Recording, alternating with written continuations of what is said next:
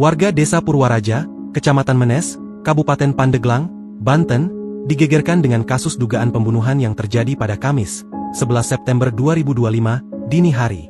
Seorang suami berinisial Iki, 23, diduga tega menghabisi nyawa istrinya, IN, 24, serta bayi mereka yang baru berusia 8 bulan berinisial Ika.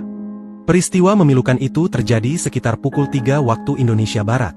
Sebelum kejadian tragis tersebut, korban sempat membuat unggahan terakhir di akun Instagram miliknya Indah_Sakinah00. Dalam unggahan story, terlihat foto IN bersama sang bayi dengan tulisan caption "Maafin ayah ya sayang". Unggahan itu diketahui diposting sekitar 11 jam sebelum korban ditemukan tewas. Story terakhir korban kemudian ramai dibagikan ulang oleh sejumlah akun media sosial hingga viral. Warganet pun membanjiri unggahan tersebut dengan beragam reaksi.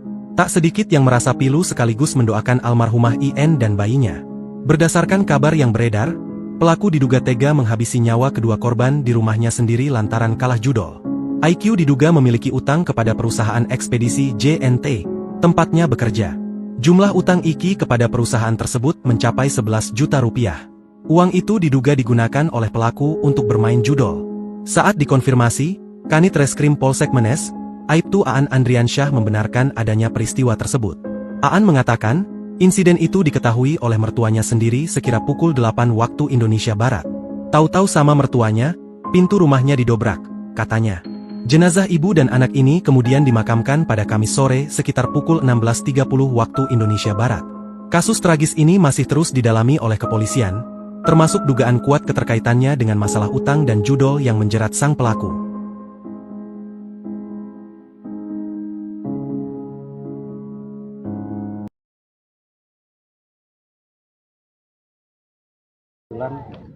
Kami dari Satreskrim Polres Pandeglang mendapatkan informasi sekitar setengah 9 pagi tadi bahwa diduga ada tindak pidana pembunuhan yang dilakukan oleh inisial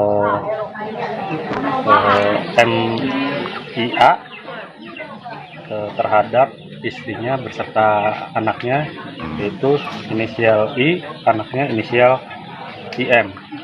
Adapun usia terduga pelaku 24 tahun, istrinya pun sama 24 tahun, sedangkan anaknya usia kurang lebih 10 bulan.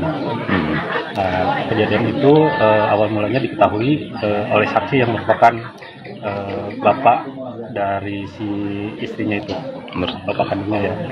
Pada saat itu terakhir kali dia melihat pada malam hari, namun sempat sekitar jam 7:30 Isya si terduga pelaku ini sempat bertemu dengan temannya. Kemudian sekitar jam 10 sempat masuk ke dalam rumah. Selanjutnya sekitar jam 00 menurut keterangan bapak kandung si korban bahwa si terduga pelaku ini sempat keluar rumah.